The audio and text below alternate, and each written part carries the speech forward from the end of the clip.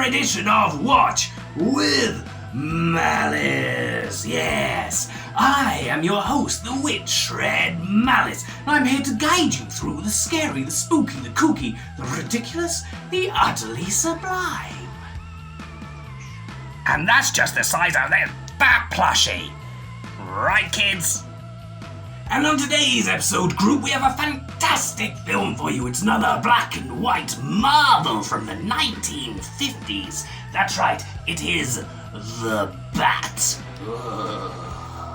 Starring Vincent Price and Agnes Moorehead. Yeah, she was Endora in Bewitched, Samantha's mother, you remember. And it was directed by Crane Wilbur. But it's actually a kind of a remake. So originally, Mary Roberts Rinehart, I believe. Yes. She wrote a mystery novel called The Circular Staircase. And she then also adapted it. That's the word. The witch knows words. Yeah, you need words to spell, so, I'm very smart. Anyway, she adapted it as a play, and then got it adapted again into a film from 1926, a silent film called The Bat, which was then remade in the 30s as The Bat Whispers, by her also, I believe. And the silent one and The Bat Whispers served as an early inspiration to Bob Kane for the design of Batman. Yeah, and the idea of Batman, not just the design. But it's been remade again in the 1959. It's this wonderful Vincent Price film. It's what they call an old dark house genre film. So lots of going on in a spooky mansion. Yeah, just how we like our mansions. Spooky! So with no further ado, other than to say that my disgusting cousin Moondog Malice will be here later with more thing. I don't know what he's got to say this time, but I'm sure it will be fascinating for him. But I will also be interjecting as ever throughout the film, but let's just start the film and see what it's like. What was that?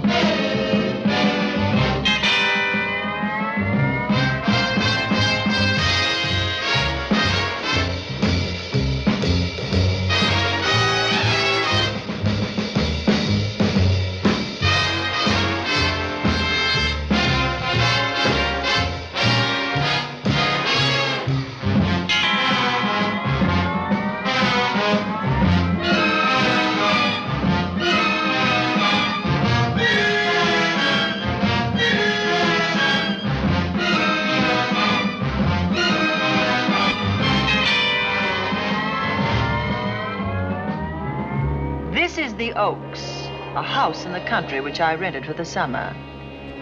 As an author, I write tales of mystery and murder. But the things that happened in this house were far more fantastic than any story I've ever had published. I brought a staff of servants from my city apartment, and my maid Lizzie Allen, who had been with me nearly 20 years. Lizzie? Yes, Miss Cornelia. Is the car ready? It's at the door. Look, Miss Cornelia, them servants you brought from the apartment are talking about walking out on us. Really?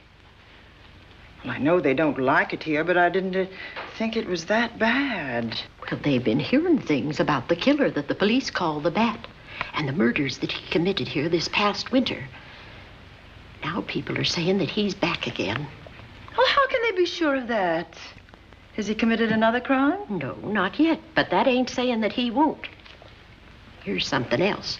You've heard about the bats they have here. Animal bats, the kind that fly. Yes, yes.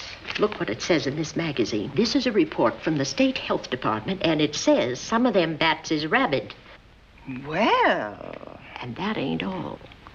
Now there's a rumor going around that it was the bat himself, the killer, I mean, that released the rabid bats in this neighborhood. Oh, that's ridiculous. Well, the housekeeper, the cook, the butler, and the upstairs maid don't think so. Well, I can't help what they think. If hysterical nonsense like that can scare them out of their good jobs, it's their loss, not mine. Come on, Lizzie, I've got to get to the bank.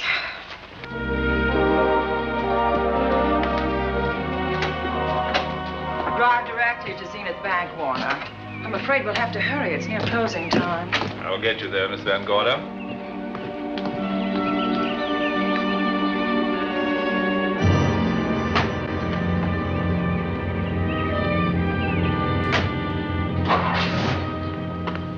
Thanks again. Miss Van Gorder. How do you do, Mr. Berry? How are you? I'm very well, thank you. You remember Lizzie Allen? Of course. Hello, Miss How Allen. do you do? So you're spending the summer with us again? Yes, yes. I've leased the Oaks, the home of your bank president, John Fleming. I heard you had. I was surprised. Why? Is there something the matter with it? No. I was surprised because Mr. Fleming said he would never rent it.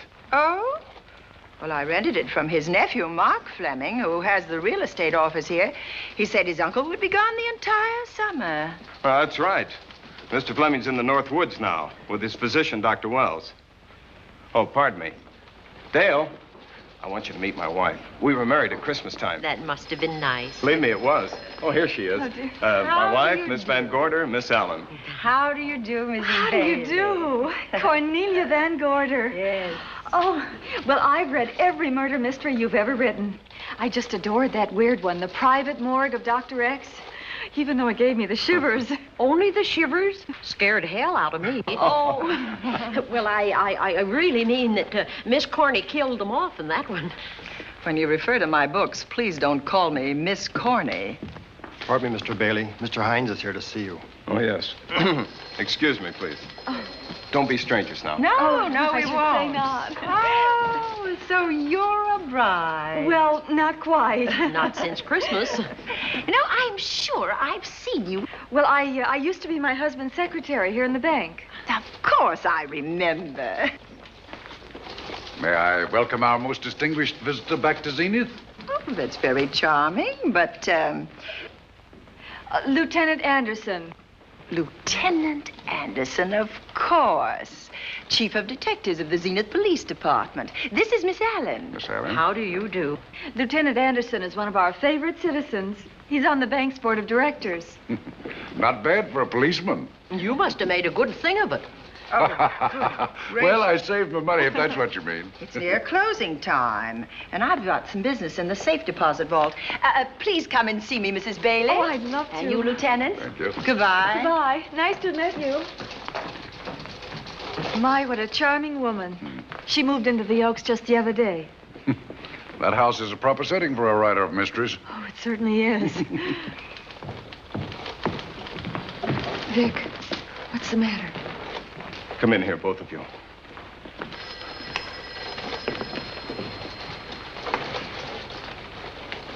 Andy, we're in trouble. Wendell Hines came in to pick up $350,000 worth of bonds that we were holding as collateral for a loan. They were kept in our special vault. Mr. Fleming and I are the only officers of the bank who have access to that vault. So? The Hines bonds are gone. That's not all. Other negotiable securities are missing. From what I can gather, short of a careful check, the bank has been looted of over $1 million worth of securities. You'll have to notify Fleming. I wish I could talk to him. Unfortunately, he and Dr. Wells are deep in the woods. They can't be reached by phone.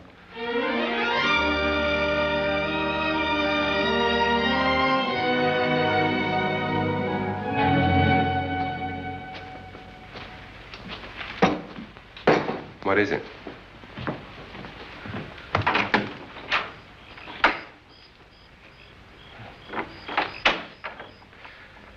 I thought I heard someone on the path coming from the lake. Had an idea it might be that guide of ours. Oh, Sam won't show up until morning. It's a 20-mile canoe trip from here to civilization.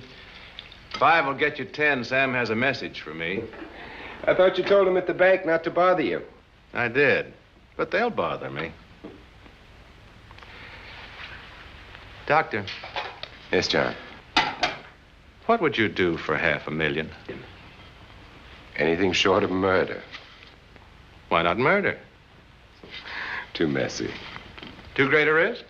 For $500,000? Yes. I pinched $1 million from the bank. Well, I'm not kidding. I embezzled it. Not that I think you wouldn't do it if you thought you could get away with it. I got away with it.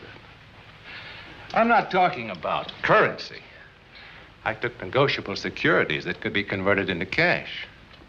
I have the cash in 10s, 20s, and 100s. Well, I'm your doctor, not your lawyer. Why tell me this? You'll find out why. Who's going to take the blame for the robbery? Bailey, the cashier. They'll never suspect me. I like Bailey. Well, so do I. I love the guy. I gave him his first chance. He has a lovely little wife. Charming girl. Was the best man. Where's the $1 million? In my family's tomb in Zenith. In the crypt with my father's casket. I don't buy that, John. No? No. You forget that I had you in charge when you were a very sick man. When you raved in delirium. And I heard you talk about a hidden room. Now, where else could you put a hidden room except in that mansion you built? That white elephant you call the Oaks. Look, everyone knows I have a bad heart. Now, who would doubt it if you wired the bank directors that my heart had failed? That I had fallen from a great height here in the woods, and that I was badly smashed up. You could ship the body back for burial and instruct them not to open the casket due to the condition of its contents. Well, you realize, of course, that we'd have to have a body to put in that casket, which means that we'd have to deal with an undertaker at this end. Of course. Well, where do we get a body? Couldn't we provide one of our own? How about Sam? Sam, our guide? Sam weighs about as much as I do. He's practically a hermit. He wouldn't be missed for a long time. The local undertaker would know him. Not if we made him look as if he'd been in a serious accident. But if Bailey's going to take the blame, why'd he have to do this? A jury might acquit him. In that case, I'd be a logical suspect. I could disappear, of course, but it's safer if they think I'm dead.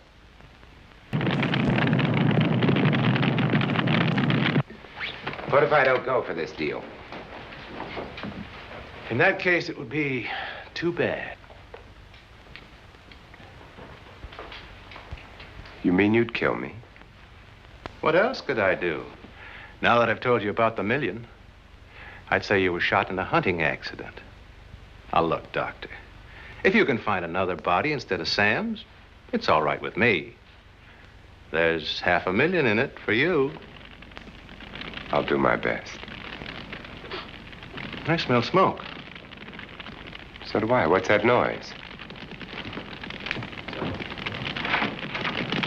Look, Doctor, the woods are on fire. It's coming this way. We've got to get out of here. Out the back way. We will. As soon as I provide that body we were talking about.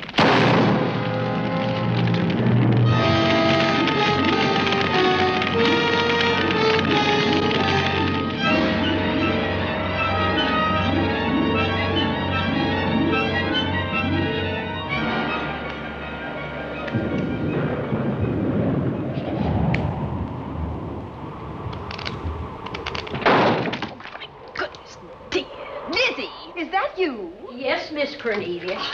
There's a storm coming up, and it's gonna be a snorter. The wind nearly blew the door off its hinges. Well, that noise blew my game higher than a kite. I think I've lost some of the cars. Oh, I'll get them for you. Oh, I see you found the paper. Drat that paper boy. Scooting by on his bicycle, just chucked it into a clump of bushes and let it go at that.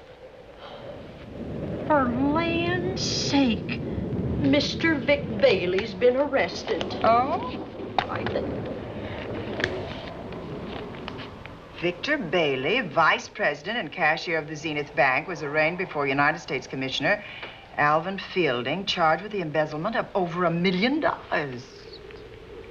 I can't Vic Bailey had anything to do with that robbery. Oh, well, I see our landlord is home again. Landlord? Mr. Fleming. Dr. Malcolm Wells is back in town with the body of John Fleming, president of the Zenith Bank, who was killed in a forest fire. Mr. Fleming will be laid to rest in his family's tomb on Friday. And I hope he stays there. Well, why shouldn't he? Well, this is his house. And ever since he died, some funny things have happened here. For instance? The housekeeper, the cook, and the butler said that they heard strange noises at night. And the upstairs maid swore that she met a man without a face coming up the back stairs. Oh, so that's why they quit and left me to run this place without a staff. They didn't tell you, Miss Corney, but the truth is they were scared to stay. But you're still here, Lizzie. Haven't you seen anything? No. No, and even if I had, I ain't afraid of ghosts. They're afraid of me. Honest, Miss Corney, a spiritualist told me once that ghosts was allergic to me. But this Bat feller they keep talking about in the paper, I guess he'd be different. No, I don't think you would have the same effect on him. Oh, dear. What are they trying to do? Drive people away from this part of the country? Why, what does it say about the Bat? Specialty seems to be killing women. My goodness, 2 of them in one night. All his victims died the same way, like their throats had been ripped open with steel claws. That's a charming little caper. I'll have to try it sometime. In a book.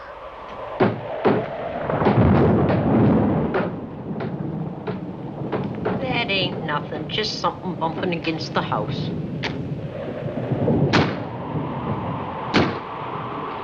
That's just the wind banging a door. Pay no attention to it. Listen to this. One of his victims, who lived for a moment after she was found, described the Bat as a man without a face. Honest, Miss Corney, I think that woman must have been exaggerating.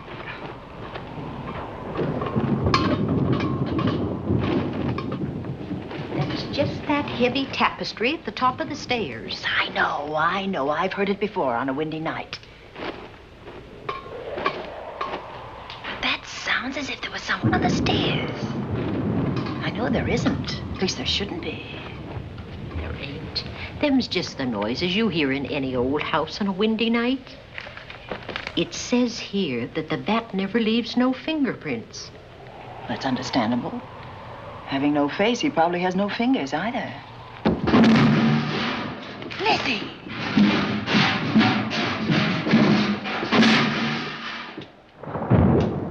And that, I suppose, is the cat dropping its dentures. No, I don't think so. But I think it's something should be looked into.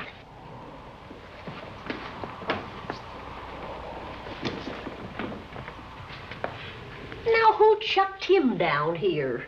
The wind, I hope. There must be a window open up there. No, Lizzie. Let him lay. Lizzie. Let him sleep it off. I hope the power lines don't go down, put the lights out. Now, we'll check the windows in the living room and draw the curtains, and then we'll go to bed. Yes, ma'am.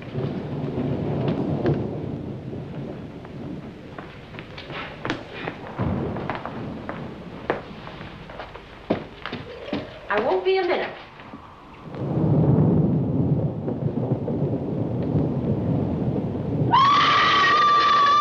Gordy! Oh!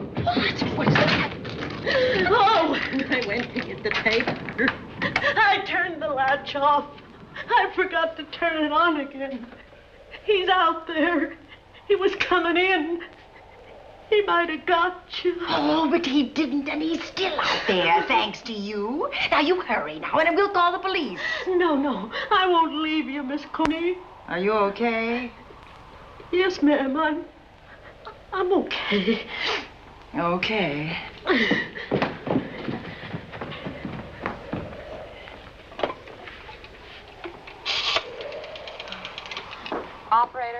Give me the police department, please. Zenith Police Department. This is Cornelia Van Gorder. I'm living at the Oaks. We know about that, Miss Van Gorder. Just a moment ago, a man tried to force his way into this house. You're not alone there, are you? What about your servants? Well, I have none except my chauffeur, and he's away. He won't be back until the morning. Now, there's only 2 of us here tonight, and we're going to lock ourselves in my room. Now, if any of your men see anything, will you have them call me? I'll send officers over there right away. Well, thank you very much. Come on, Lizzie. We're going to sleep in my room.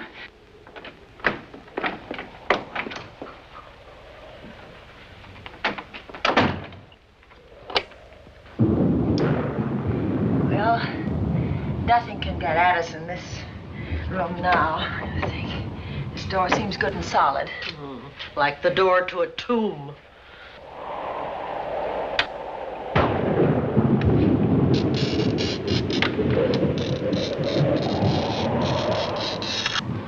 I think that couch will be comfortable. There's some extra bedding, you know. Yes, closet. Let's see now.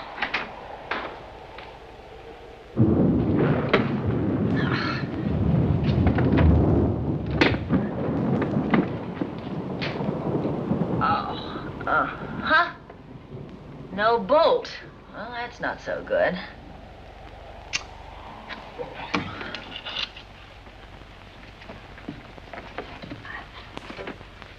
Oh, what's that for?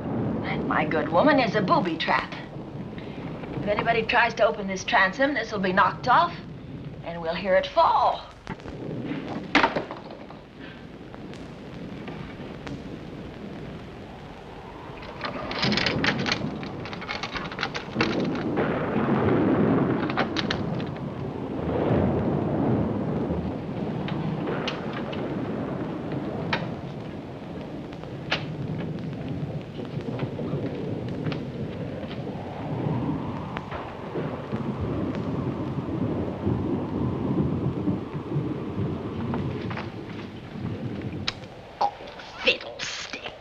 I forgot my night things, my robe, my gown, and my slippers. I'll go get them now. Now, wait a minute, Lizzie. I'll go with you. Now, don't you bother, Miss Cornelia. My room's just down the hall. Lizzie, I told you to wait. It's all right. I'll only be a second. Get in here. Get in here.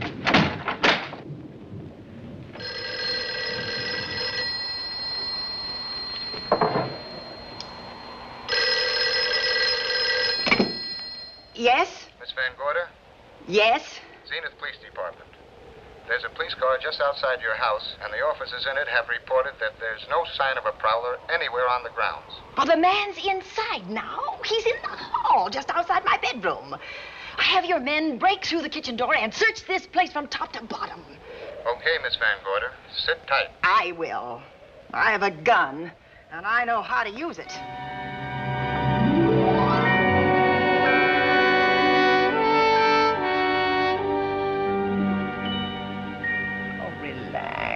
Relax, Lizzie. The police did a good job. They couldn't find anybody in here. But we both saw him, Miss Cornelia. All right, so he got away. But there are men on guard outside, so just try and get some rest. There's nothing can get at us here.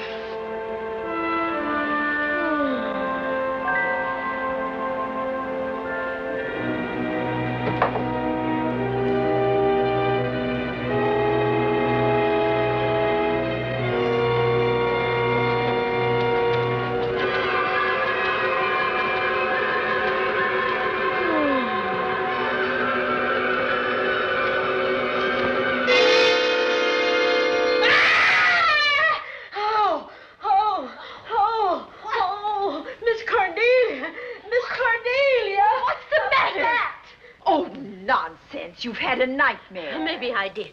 But there was a bat in it, and it bit me. What? And it flew in that closet. Oh, good gracious, Lizzie, you're right. Oh.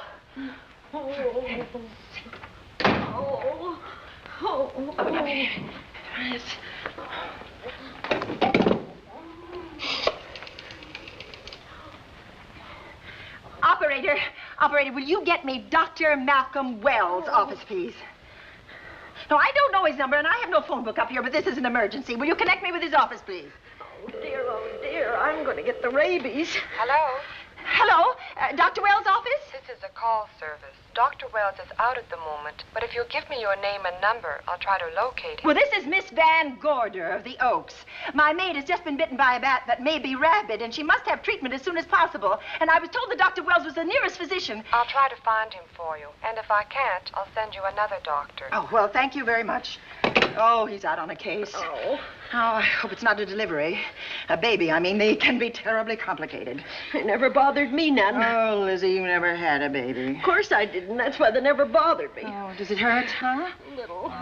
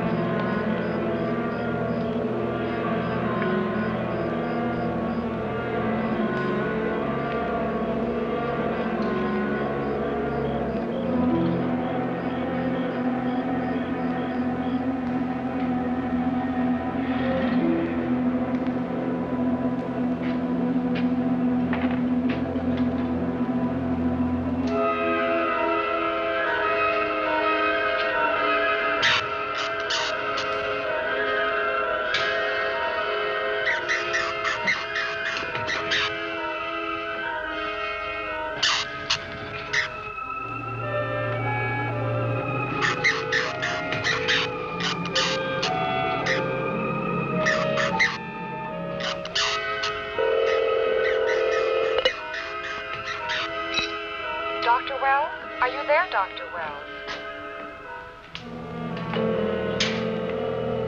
Are you there, Dr. Wells? This is the operator. Your call service is on the wire. It's an emergency. This is Dr. Wells. This is your call service, Doctor. Oh, hello. I was just doing an experiment. I left the receiver off. That's what I thought, but I kept trying. Miss Van Gorder at the Oaks called and said that her maid had been bitten by a bat, and she's afraid it might be rabid. What? Oh, all right. Tell her I'll be right over there.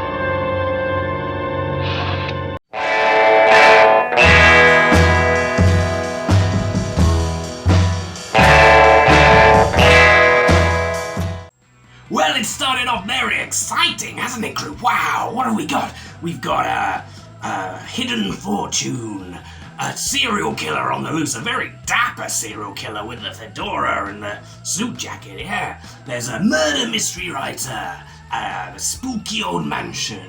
Now, we know that the doctor, Vincent Price, is involved. But why is the police chief investigating him? What does he know? And is Vincent Price the bat? He certainly has a few bats in his, well, not his belfry, in his laboratory, yes. So, where's it all gonna go? But before we find out, I just wanted to mention my favorite scene in that first part.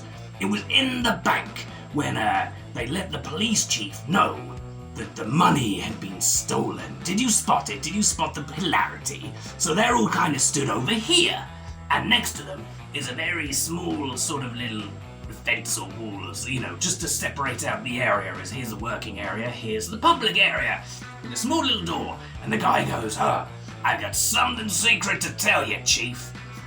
You better come in here through the little door. Close the door. Still, no walls, in the open, right next to where they were. We'll be safe to talk here. Movie logic, yes. Anyway, let's get back and see where this is going.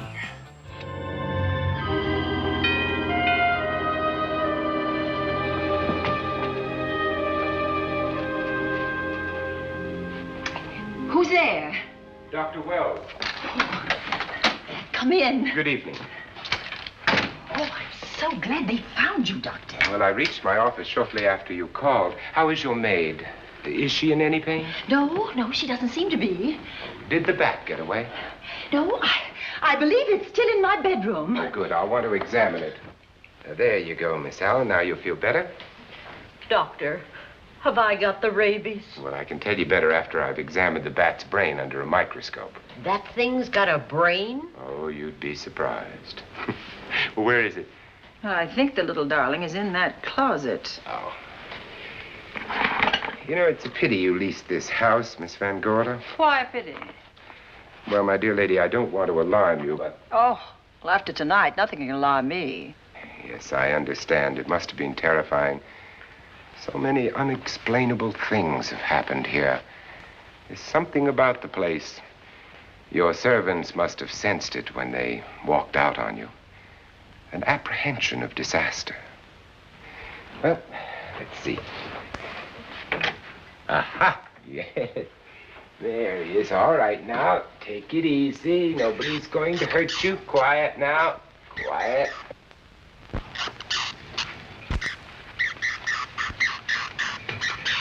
And he looks quite normal. Doesn't seem to be sick at all. Oh, ain't that nice? I've been worried about him. Well, you should be. From his appearance, I'd say that he doesn't have any infection. In which case, you've had a narrow escape. Now, you take one of those tablets I left for you, and I'll guarantee you a good night. And I'll drop in on you tomorrow. Oh, thanks for everything, Doctor. Now, don't worry, I can find my way out. Oh, I know you can, but do let me help you.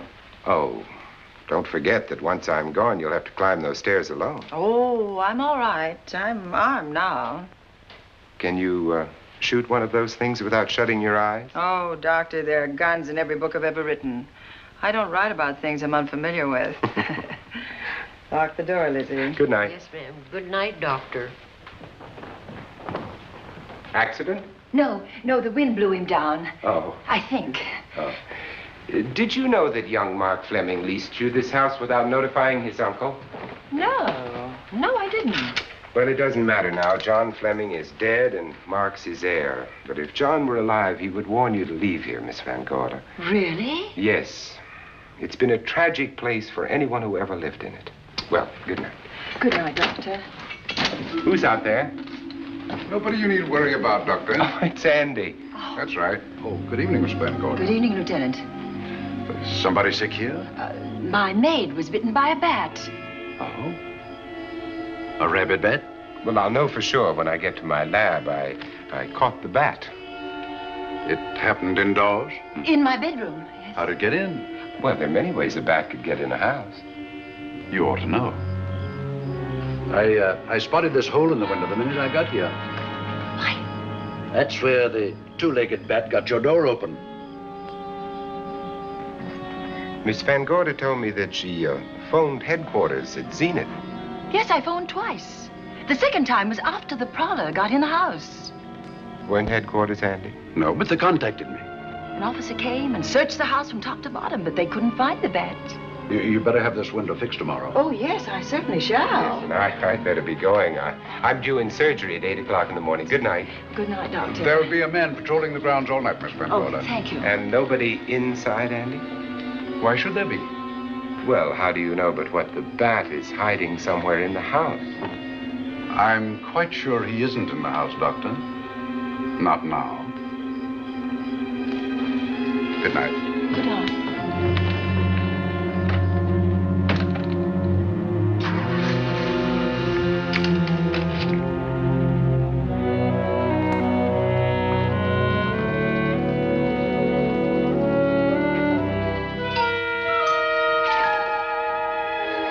Hi, Andy. Hello, Mark. Well, congratulations. Real estate business must be picking up. New office, new furniture. New deal. How do you like it? It looks expensive. Are you squandering your inheritance? Oh, I haven't got it yet. Well, the paper says John Fleming left his entire fortune to you. Funny thing about that entire fortune is that we can't find it. No kidding. Oh, all Uncle John had in his bank account was a couple of $100. And his safe deposit box was empty. If we don't find that missing million, mine will be empty, too. How come? Well, all my savings were invested in Zenith Bank stock. The examiners won't certify the bank as solvent until those stolen securities are found. So the stockholders have voted an assessment that will wipe some of us out. It's a since those securities have been converted into cash. And if I can't find that cash, I'm sunk. Well, where are you going to look for it, Andy? Here in Zenith. Your uncle wouldn't take $1 million on a hunting trip, would he? You suspect Uncle John? Why, Andy, he founded the Zenith Bank. That'd be like robbing the family tomb. You think he wouldn't? Well, besides, Vic Bailey's fingerprints are all over the vault. Now, they didn't find any of Uncle John's fingerprints. Because he wiped him off. Can the defense prove that? They'll try to. Judy Hollander, Bailey's secretary, is a defense witness. And they believe her testimony will have a powerful effect on the jury. Oh, well, she has a powerful effect on me. Judy's a doll. Here's the book you mentioned, Judy. It's your newest one. Yes, it's just been published. You can have that copy if you wish. Oh, it's a first edition and you've signed it. Yes, of course. Thank you so much. May I serve tea now, Miss Van Gorder? Yes, please do, Warner. Thank you. Well, I see you've engaged new servants. Yes, of course. Well, how did you persuade them to live in this house? Well, Jane Patterson, my new housekeeper, knows this house better than you do, Doctor. Oh? She worked for John Fleming. And Warner was my chauffeur. Chauffeur turned butler? It's incredible. He can play any part at a moment's notice. Did you get a plumber, Warner? No, we can't get a plumber for 3 days, madam. What about that leaking pipe? The basement will be flooded in 3 days. The pipe is no longer leaking. You mean it's dried up of its own accord? No, not quite. I packed the elbow where the water was coming out. Packed the elbow? Oh, where did you learn how to do that? Well, into each life, a little rain must fall, and a careful man learns to keep himself dry. Now, is there anything else that you require, Miss Van Gorder? No, not at the moment, Warner. Thank you, madam. Now, there's a character. How long did you say that he worked for you as chauffeur? About 3 months. Well, I hope he doesn't have a police record.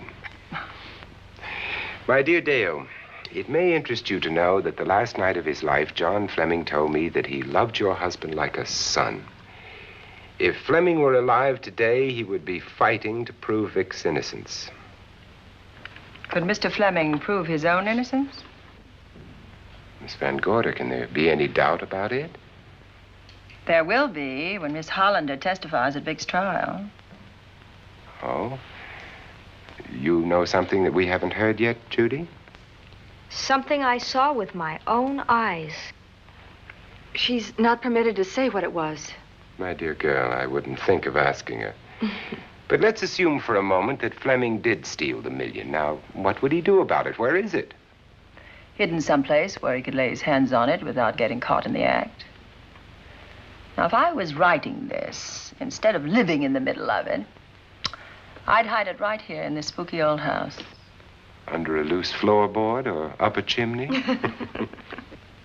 If Mr. Fleming had the nerve to steal $1 million, he'd make his plans well in advance. I'd say he'd prepare a place to hide it. Possibly when this house was being built. Now, I rented this place from Mark Fleming, his nephew. I wonder if he'd have the floor plans. I'll ask him. Yes.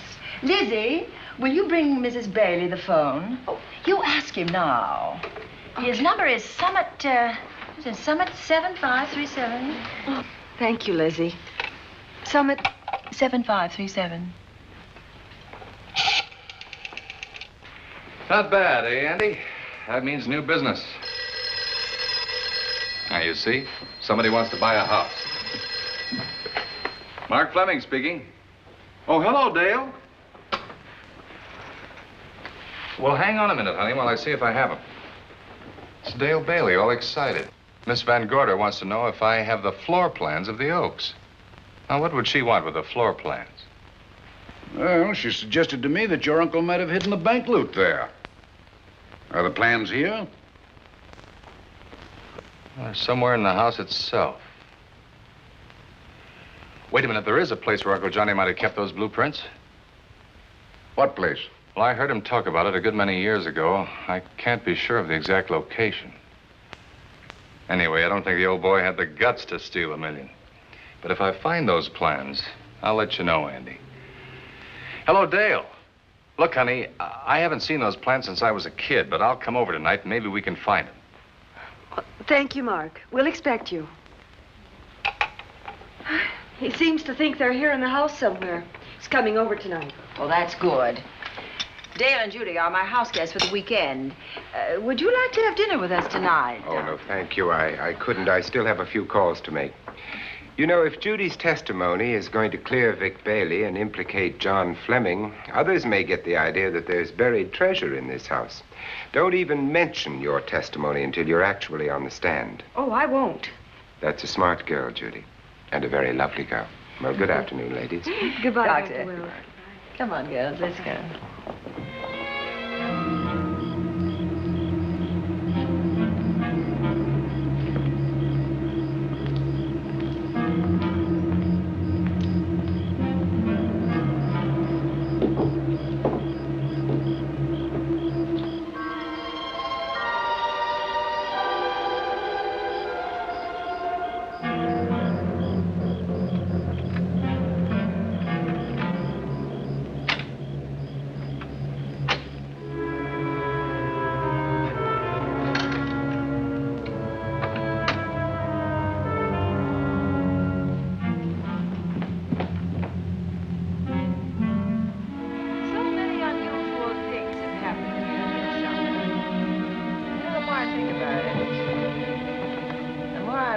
I should be putting them down on paper.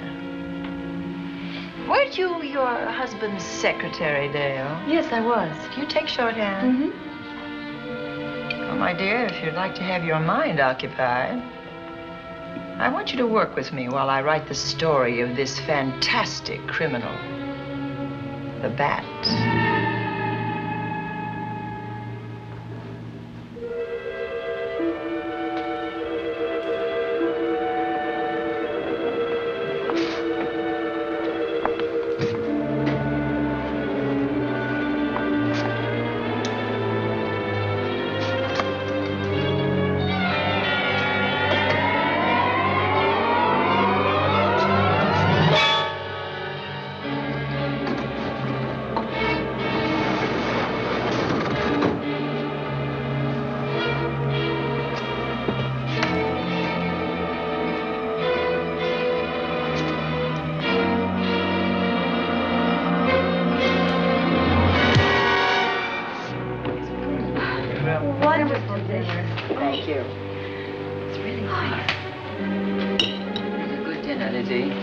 Wonderful. Oh, what a lovely piece of silver. It's an original, isn't it? Yes, they still use them in England for buffet breakfasts. Some hot water in the bottom. Should keep us hot, your sausages and your scrambled eggs. Interesting. It's very useful. Really nice.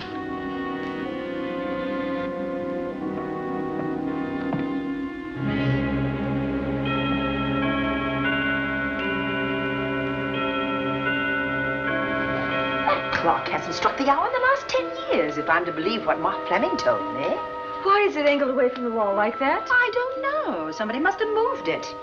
Lizzie, very likely when she was dusting. Wait a minute. Did you know there's a door in this paneling? No, I didn't. Oh, my gracious, so there is. Maybe it opens to a secret passage. Oh, certainly to a secret something. Who knows, girls? We'll be about to stumble on that missing million. Oh, this is... Oh. There's a panel. There must be some gimmick to it. There always is. Yes, it moves. It moves. It moves. Oh.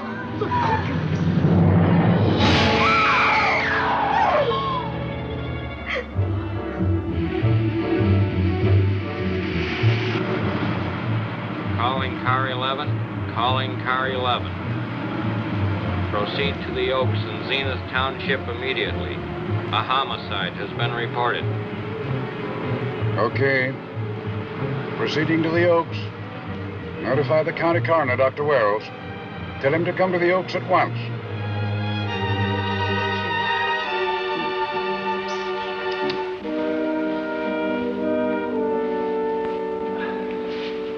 Horrible. As if his throat had been torn by some creature with fangs or claws. That's his sign. We found it on the others he killed. I'd hoped those reports that he was up to his old tricks again were pure imagination, but apparently they're based on fact. He's come back. Back to the scene of his kills. Yes, that's who I mean. That's who did this. The bat. Who found Mark? We all did. And his Dale and Judy and I. Lizzie was in the dining room. This is my new housekeeper, Jane Patterson. You know, she worked for John Fleming. I know her. Where were you, Mrs. Patterson? In the kitchen, cleaning up. I cooked the dinner tonight. Did you know that the secret closet was here? No. It was behind the grandfather's clock. Well, it was I who found it, really. Noticed the clock had been moved and the door wasn't quite closed. I'll get it.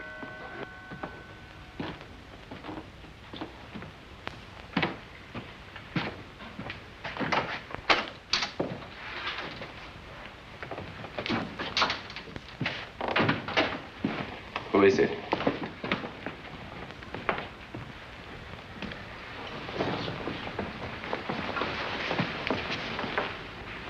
Mark Fleming. As coroner, you saw the same wounds on the others. How long's he been dead? Oh, I'd say about a half an hour. You believe it was the bat? That's a bat's trademark. Perhaps he's still in the house.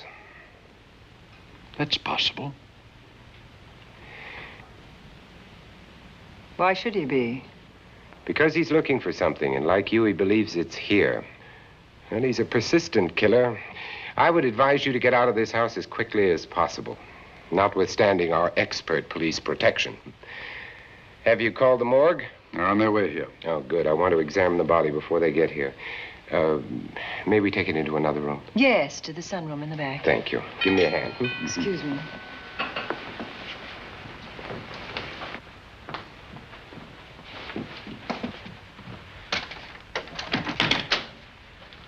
Oh, Warner, where have you been?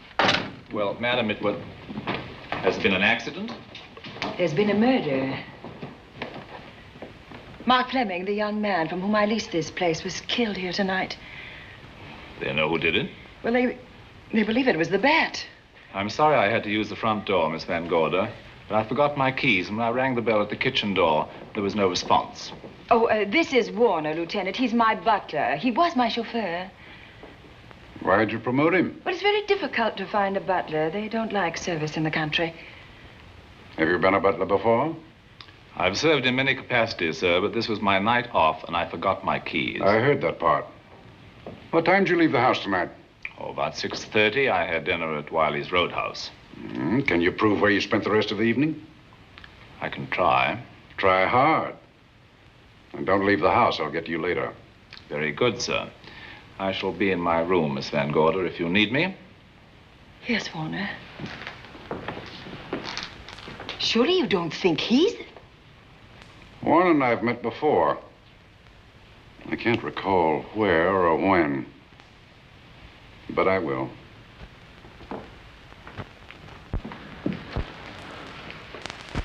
There'll be a crew here shortly from headquarters, dusting for fingerprints, taking photographs. But in the meantime, Mrs. Patterson, you aren't leaving the house tonight, are you? No, Lieutenant. Don't. I'll talk to you in the morning. Good night. Good night, sir. Good night, Miss Anne. Dale, I was with Mark Fleming this afternoon when you talked to him about the floor plans of this house. I heard him tell you he was coming here tonight. Dale called him at my request. She told me he was coming. Who else heard her tell you that? Judy, Lizzie. And that nice Dr. Wells. Dr. Wells. There are a few killers who kill for the fun of it. That very likely is a mental case, and I'm convinced that his crimes are motivated by his mania for personal gain. There's $1 million at large, and he's going to keep on hunting for it until he lays his hands on it. Now, these young ladies are staying here tonight? Yes, they're my house guests. Well, when my crew arrives, we'll be busy for a while, so I'd suggest that we go to our rooms? That's a very good idea. Come on, girls. What about a police guard for this house tonight, Lieutenant? You've got one. I'm going to cover this place tonight from the attic to the basement. If the bat makes another call, I'll have a little surprise for him.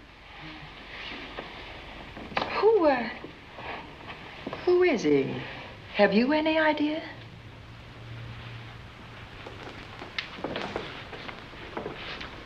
He could be anybody. So far, there are clues to his identity, but nothing we could take before a jury. I'm afraid we must look higher than the criminal world. He may be a merchant, lawyer, doctor, scientist, one of the pillars of his community. Ladies, lock your doors tonight. Stay behind them. I promise you you'll be safe. Good night. Good night, Lieutenant. Good night.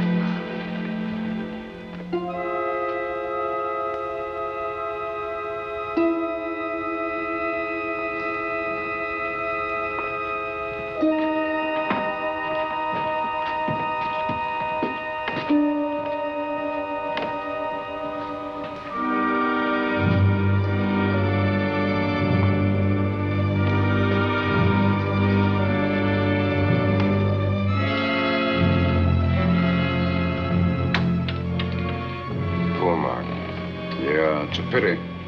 So young. Well, Doctor, do you agree it was the bat? In my report, I shall say the death was caused by the same technique used in the other killings. A paralyzing blow to the throat, followed by severe lacerations of the jugular, resulting in excessive hemorrhage. In a layman's language, he didn't know what hit him. Oh, he knew. But he didn't have time to think about it.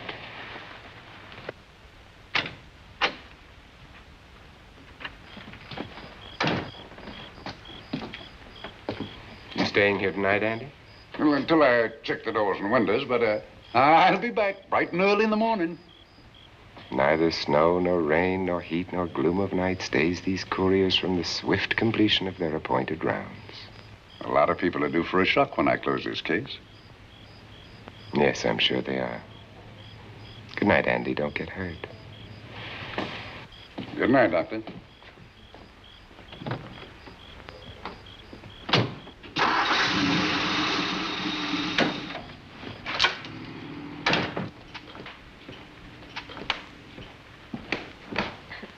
You know, I think we'd better let you get some sleep. Oh, Lizzie and I share this room for mutual protection. You know, one night, a storm blew the wires down, put the lights out, and I went out the next day and bought a half a dozen of these things. You better take one with you, Dale. Oh, thank you.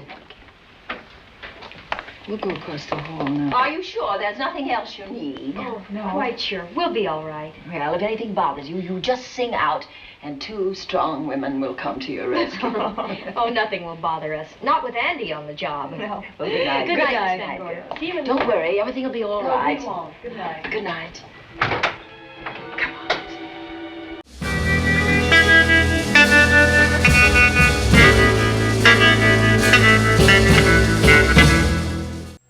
The plot thickens. I know, a nail-biting tension here, group. Wow. So, not only is the doctor still involved, but now there's the butler chauffeur as well in the mix. Do you wonder, Do you wonder if it is him as the Bat? Do you think he, was originally they just wrote chauffeur because they needed him in the household? And then the author went, oh no wait, it's a murder mystery, I need the butler to do it, so they promoted him. It'll be depressing if that was the actual reason, but we shall see. And so, if Vincent Price is the Bat, then fine, that takes care of a lot, but if he's not, then it means you've got a serial killer sneaking around this house, as well as Vincent Price, who wants to get his hands on the money. And isn't Agnes Moorehead wonderful? Yeah, just taking charge. Brilliant. Anyway, we will now quickly, very quickly hopefully, cut to my cousin Moondog Malice, who has some sort of mystery wisdom for you. And in that, I mean, he's talking about mysteries rather than his wisdom is a mystery. It's not a mystery, he hasn't got any. I keep telling him this. Hey there, Moondog Malice here. I'm here to talk to you about mysteries. Ooh, yeah, you dig? Right, yeah. So, on these warm winter nights or long summer drawn-out evenings, you might think about going away, yeah? And you might end up in some sort of old spooky mansion somewhere, yeah, full of mystery. Or if it's not, that's where mysteries start, even if you're not looking for them, you dig? We've all seen the films, we know. So, my tips for you, if you go somewhere like a big spooky mansion, on how to find the mystery really quickly, yeah? So, first, check all the paintings. See if any of them have kind of like, missing eyes so that someone could look through, you dig, and keep an eye on them. Better yet, if you're there with a friend, get them to look at the painting whilst you walk across, so at least one of you will definitely see if the eyes move, because people like to hide behind those paintings, yeah? Not to make you paranoid, but they are out to get you. And the other thing, go around tapping all the walls. Yeah, if it sounds hollow, then it probably is. It might just be some sort of ventilation thing. But it might be a secret passage leading to who knows where. Maybe an old deserted tower. Or maybe an underground laboratory. That would be really scary, yeah? Now, if it is a tower, look outside. Do the outside match the inside. You know what I mean? To the size of the rooms match what you would expect from looking from the outside. Now, the final thing is, in these old spooky mansions, yeah?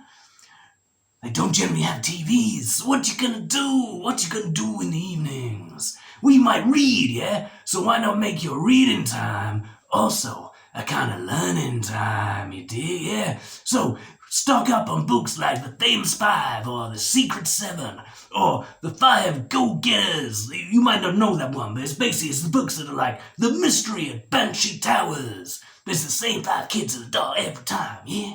Anyway, read up on them, and they'll give you all sorts of extra tips on how to spot a mystery. Because if you're renting a spooky mansion, chances are it's also being used by smugglers and ghosts and mafioso and evil scientists, maybe vampires. So, but try not to let that get you down. Try and enjoy your holiday anyway.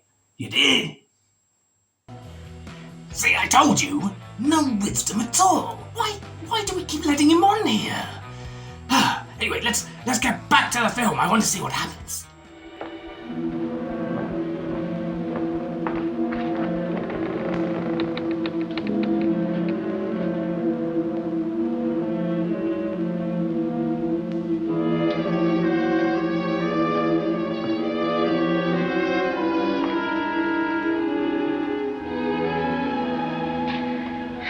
I don't think I'll sleep tonight. Me neither.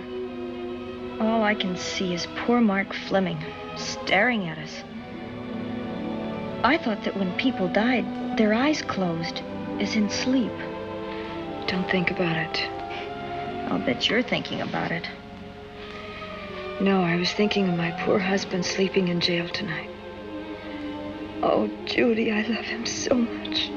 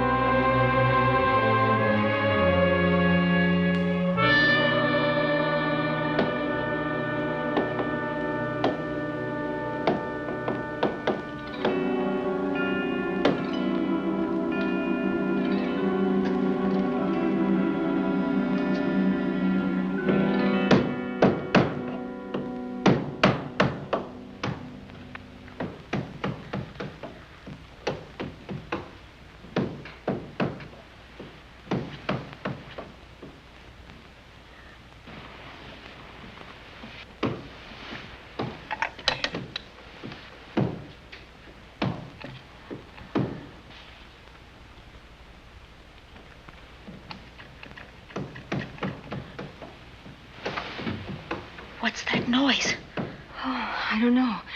I kind of fell half asleep. For a moment, I thought it was something from a dream. It's somewhere in the house. Yes, on the floor above. Not directly over us. Probably a room overlooking the driveway.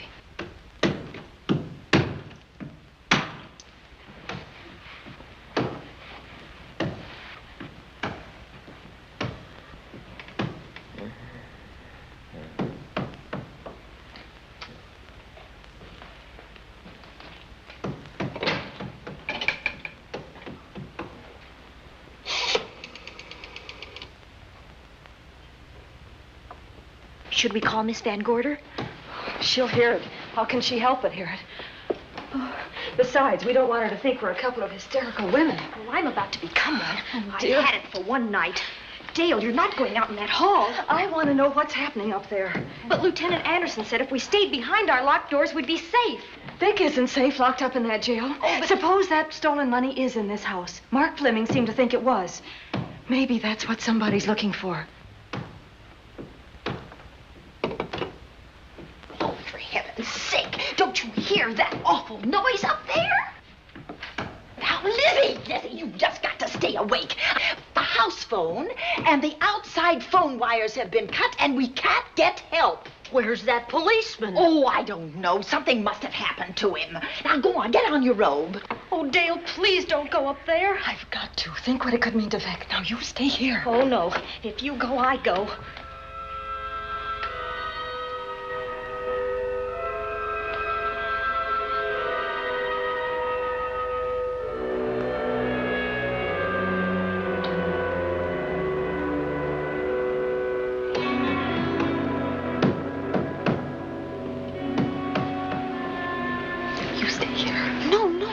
Go up there alone. You wait here. I'm going to see what it is. Oh, please let me go with you, Judy, Dale.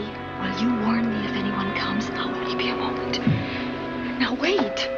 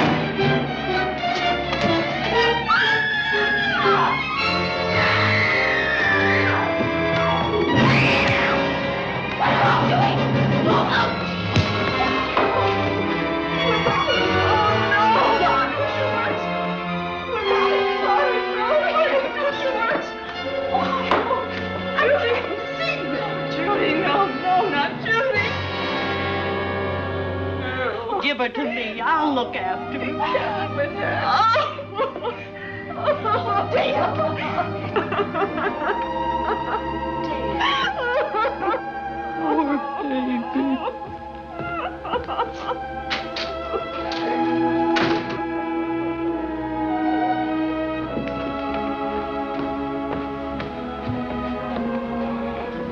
Judy.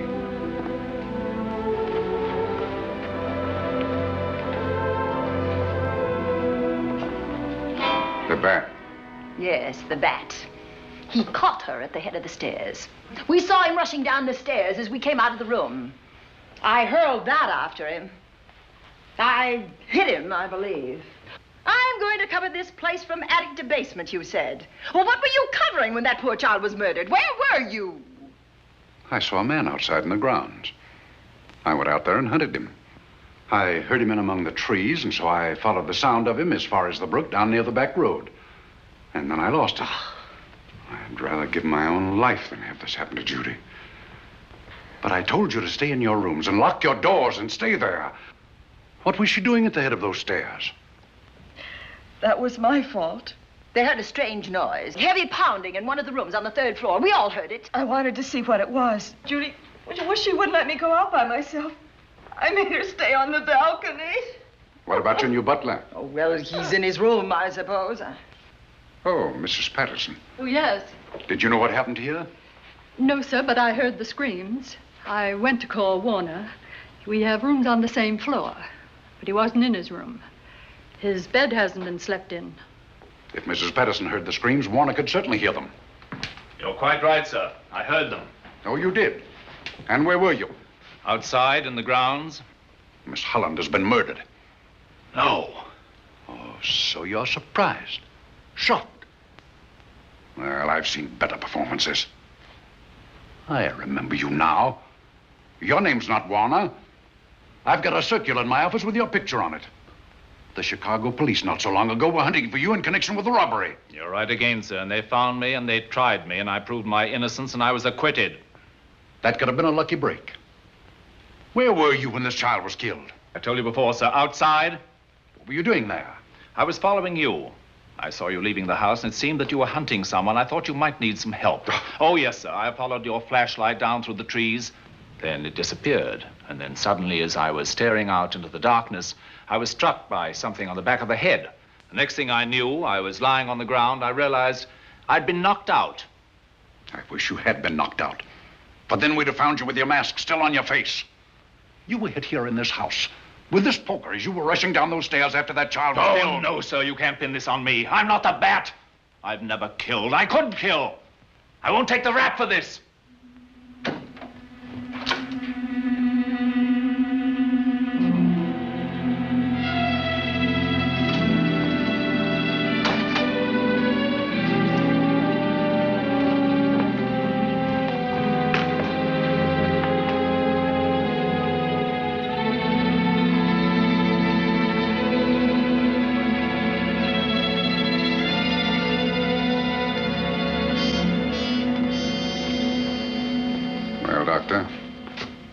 Another case for the county coroner. You see, the bat came back. Why did you come back, Doctor? Well, I had an accident about a mile down the road.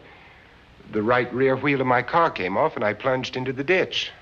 This was the nearest house, so I came here to call for help.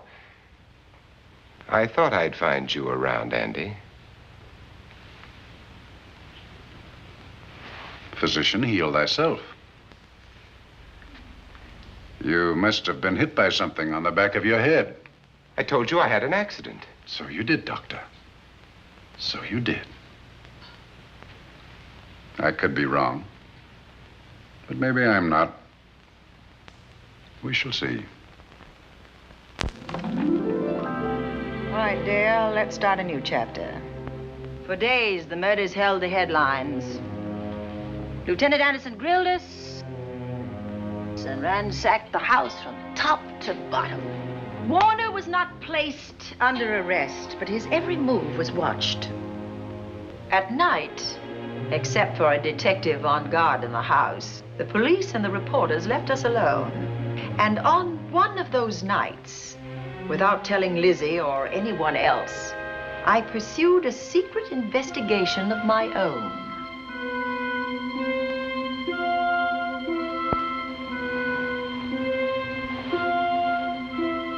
It was in an empty room on the 3rd floor where we kept our trunks and other things.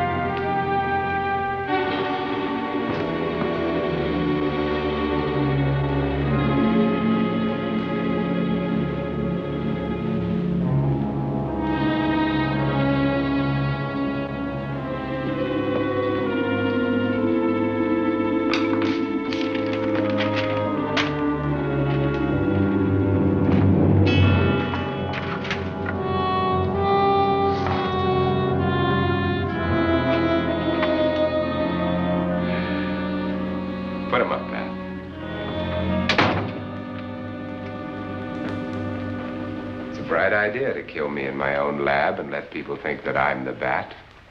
But you had to kill me first. What was it to be, ambush?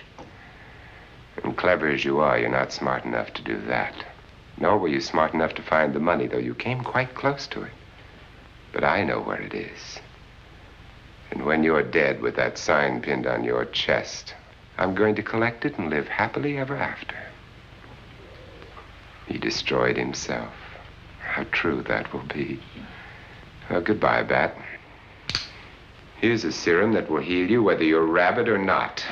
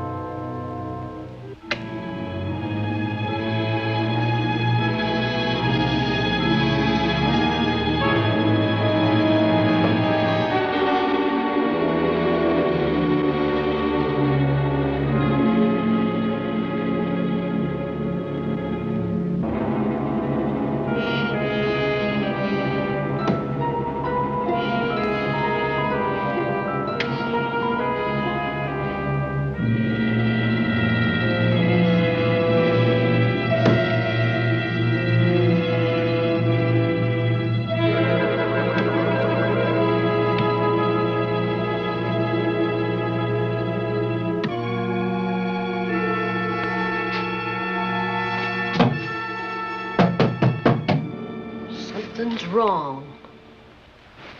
Something's wrong.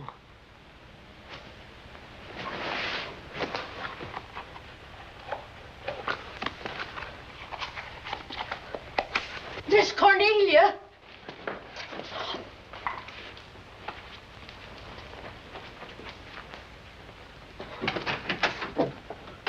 Miss Cornelia!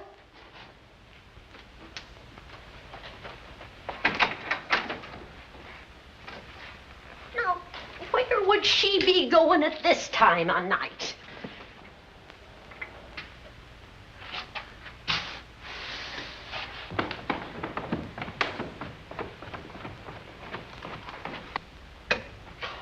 Well, land's sake.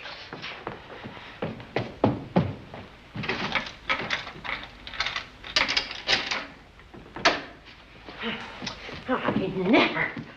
Oh. Mr. Davenport. Mr. Davenport. Oh, a fine thing. The door unbolted, the chain off, and you asleep on the job. Wait till Lieutenant Anderson hears about this. Come on, wake up. What's the matter with you? I don't know. My head hurts. My whole body's numb. Here, take a sip of this. Try to snap out of it. I'll be back in a minute.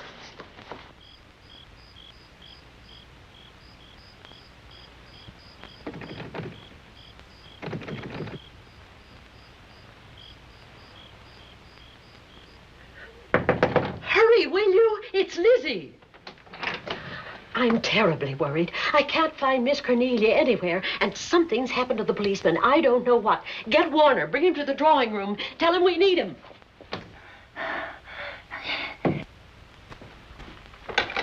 Are you all right now? Yeah, I'll be all right in a minute. I remember now. I took a drink of wine from that decanter there. Miss Van Gorder told me to help myself. She wouldn't put nothing in it? Well, somebody did. Somebody who knew I was on duty here. Then it was somebody that got Miss Van Gorder. I can't find her anywhere. Upstairs, downstairs, or in the basement. I told the housekeeper to get Warner. Lieutenant Anderson will want to know about this. Hello. Yeah, this is Davenport at the Oaks. We've got trouble here. Well, for one thing, I was drugged. Yeah.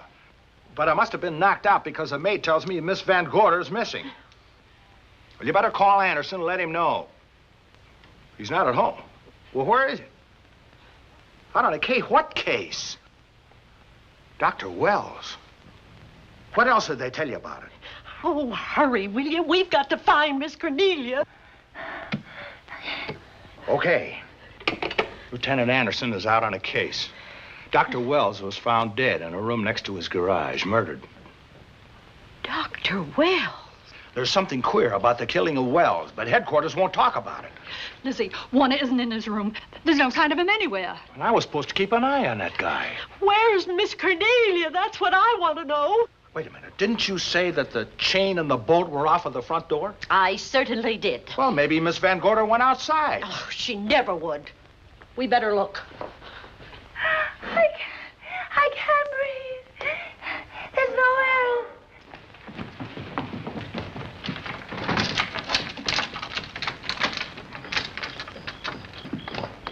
Miss Cornelia. Oh, Miss Van Miss Gorder. Cornelia. Miss Cornelia. Miss Van Gorder. Look. There's a light in that room on the 3rd floor.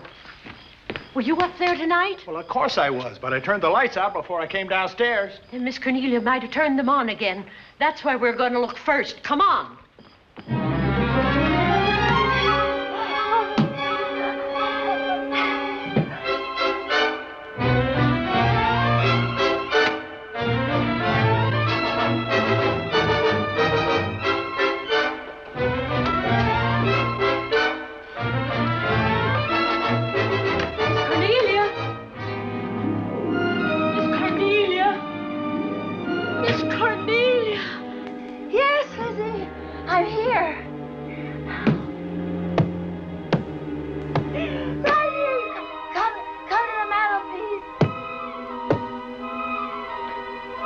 Here we are, Miss Van Gorder. What do we do now?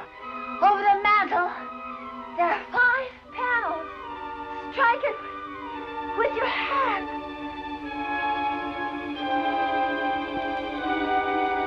Which panel did you say, Miss Van Gorder? Oh, I can't. Miss Van Gorder, which panel? We couldn't hear you. She said strike it. What difference does it make which panel? Strike them all. Look.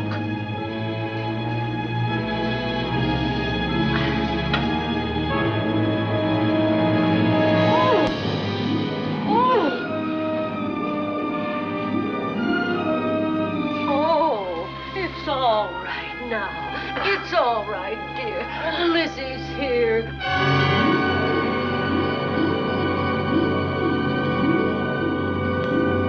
Feeling better? Yes, much better. We'll take you to your room. Oh, no, you won't. I'm going to stay right here. I'm quite all right. Oh, how blessed it is to breathe without an effort. You know, no one knows how sweet the air can taste until someone shuts it off for a moment. That room is just like a box. When the mantelpiece closed, it seemed like all the air was drawn out of it. Look, there it goes again. Let it close. I can open it from in here. There's a control panel behind this blueprint. Electric motor under the trap door here. Once the door is open, you can keep it that way. I believe that the fireplace in this other room opens the same way. And it does. I tried to find this, but I couldn't find it. Yeah, it's back at this blueprint here. Well, it's quite a setup. Too bad we can't open that safe in the same way. Take an expert to crack this box or a shot of nitro. Well, maybe that's what the bat had in mind. Could be. Seems he's on the prowl tonight.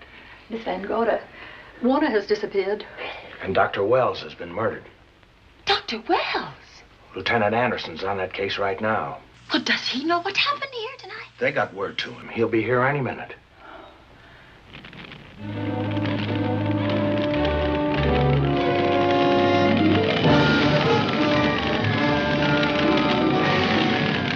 What's that noise? Miss Van Gorder, the garage is on fire. Scott, look at that. Lizzie, put that light out in the other room. Now, where are you going?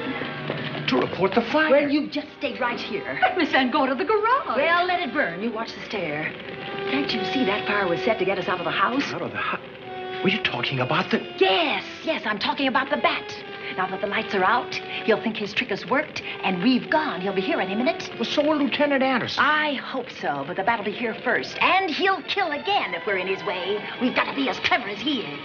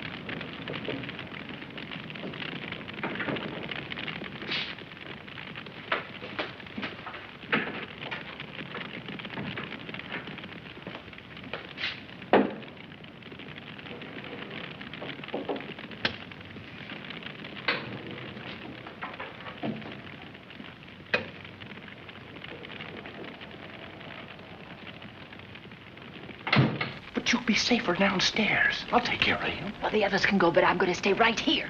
All right, but get out of sight.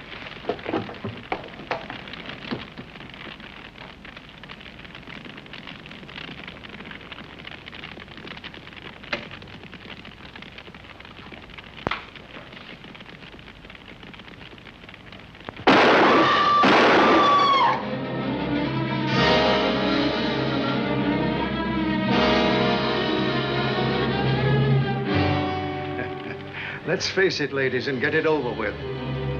Others have seen my face before they died, but I'll have to deny you that pleasure. This would make a good scene for your book, Miss Van Gorder, but I'm afraid you'll never write it.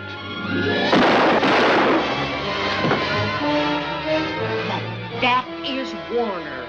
I could tell. You misjudged me, Miss Ellen. Warner!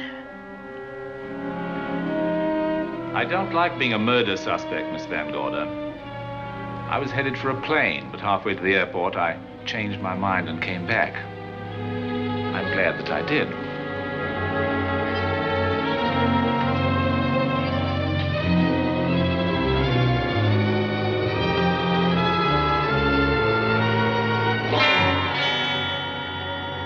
Why, it's Lieutenant Anderson.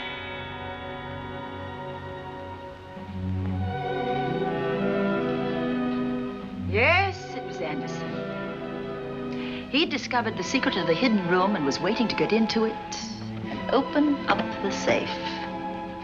We found the money in it, a little over $1 million in tens and twenties and hundreds. Good old Andy. With all his ill-gotten gains invested in bank stock. It's rather a clever way to hide stolen money. In the open, as it were. And so respectable. But don't try it. No matter how clever you are, you can't hide murder.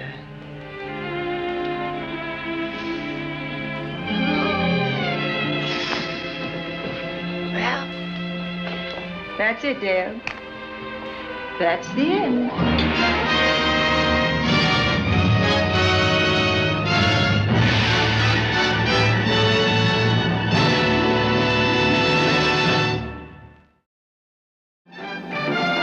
All obsessed with the taste of flesh. Here are the thrill seekers. So there you have it, group. The Bat. What did you think? I personally loved it. It is not going in the cauldron of shame, no. Wow, and so you had the police chief did it. Vincent Price was still also a villain, but died. And the chauffeur was the one who saved the day. Wow. Although he was trying to cut and run originally. Yes. Interesting with the secret room that they made it airtight, so if you did get trapped in there, you could die. Doesn't seem very practical. When I build a mansion with lots of secret passages and underground labs and stuff, that will not be a feature. No.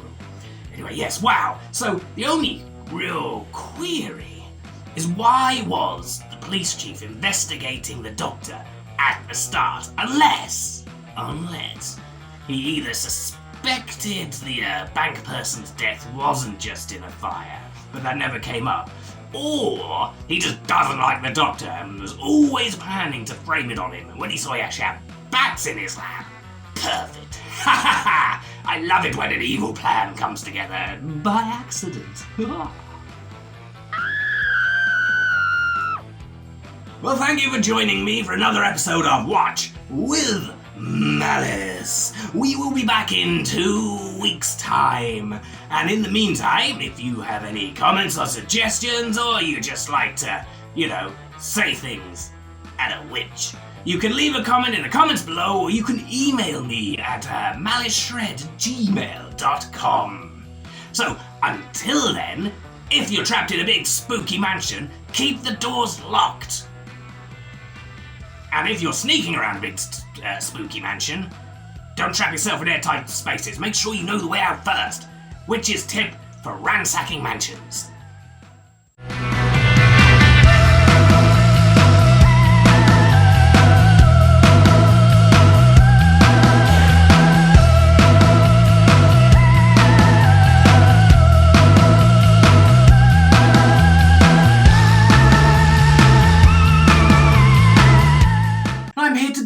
Through the scary, the spooky, the kooky, the ridiculous, the utterly sublime.